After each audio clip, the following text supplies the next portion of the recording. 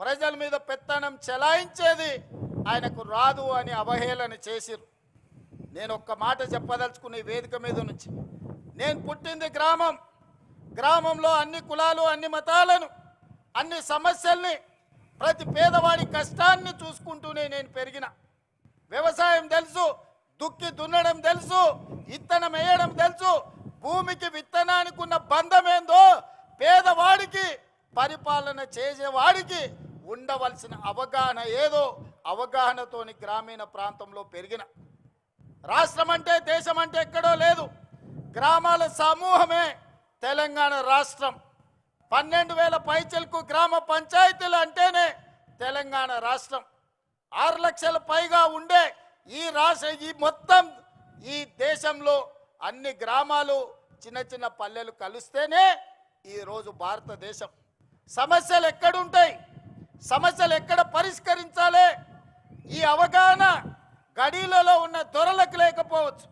గ్రామంలో సమస్యలు పరిష్కారం అయితే మండలం పరిష్కారం అయినట్టే, మండలంలో సమస్యలు పరిష్కారం అయితే నియోజకవర్గంలో పరిష్కారం అయినట్టే, నియోజకవర్గాలలో పరిష్కారం అయితే జిల్లాలో పరిష్కారం అయినట్టే, జిల్లాల సమస్యలు పరిష్కారం అయితే రాష్ట్ర సమస్యలు పరిష్కారం అయినట్టే, అన్ని రాష్ట్రాలలో సమస్యలు పరిష్కారం అయితే దేశం అభివృద్ధి చెందినట్టే. ఇప్పుడు చెప్పండి మిత్రులారా, కొండారెడ్డిపల్లిలో దళితులు, గిరిజనులు, బలహీన వర్గాలు, మైనారిటీలు, మహిళలు, పేదవాడి మధ్యలో పెరిగిన నేను, పేదల సమస్యలు తెలిసిన నేను ఆ సమస్యకు పరిష్కారం కనిపెట్టలేనా? పరిపాలన నేను అందించలేనా? పాలమూరు బిడ్డలు పరిపాలనకు పనికిరారా? తట్ట పనికి మనమే కావాలి, పార పనికి మనమే కావాలి, పలుగు పనికి మనమే కావాలి, పార పనికి మనమే కావాలి, పరిపాలనకు మాత్రం పాలమూరు బిడ్డ వద్దనే దురహంకారాన్ని బొందబెట్టాల్సిన బాధ్యత ప్రతి పాలమూరు బిడ్డ మీద లేదా అని నేను ఈరోజు మీకు విజ్ఞప్తి చేయదలుచుకున్నా.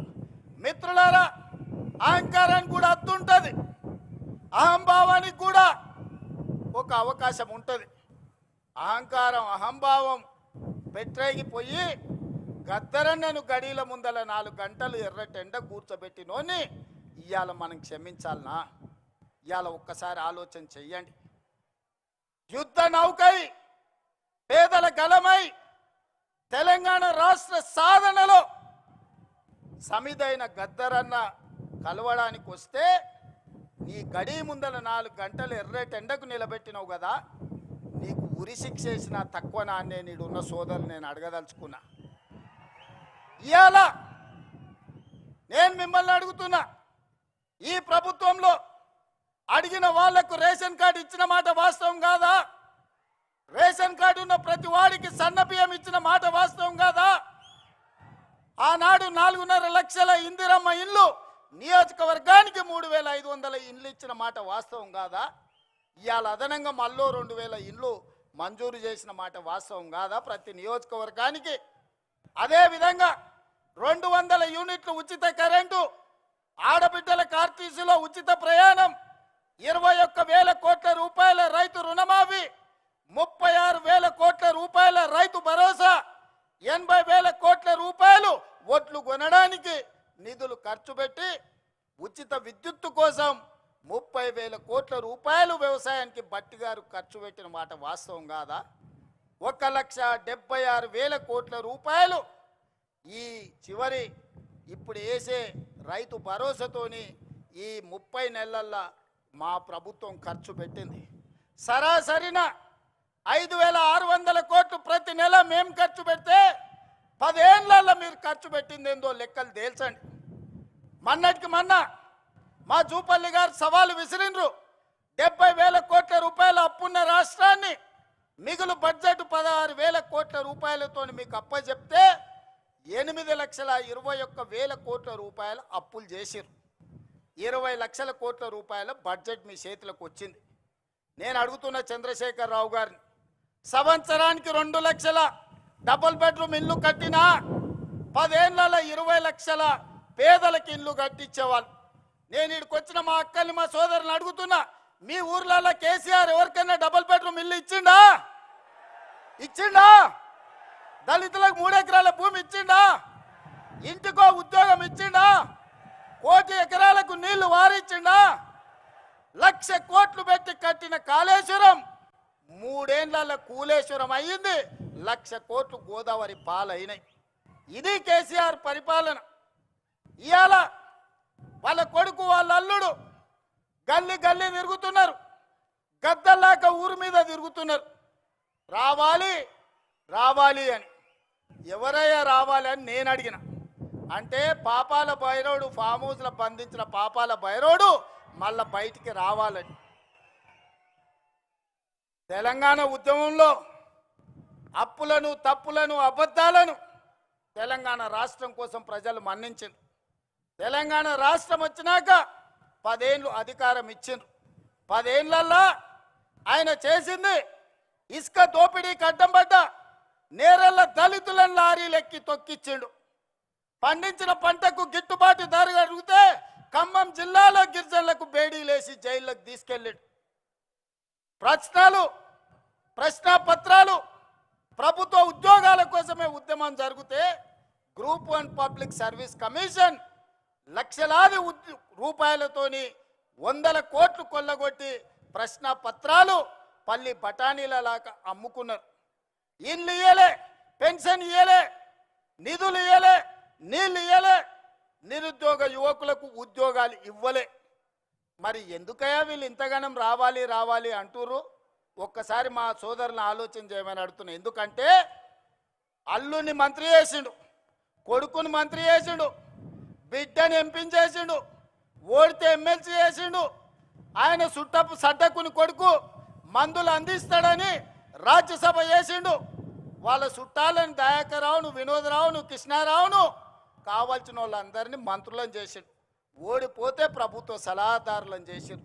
అందుకే వాళ్ళు తాపత్రపడుతురా, గుండెలు బాదుకుంటున్నారు, రావాలి రావాలి మా పాపాల భైరవుడు రావాలి అని.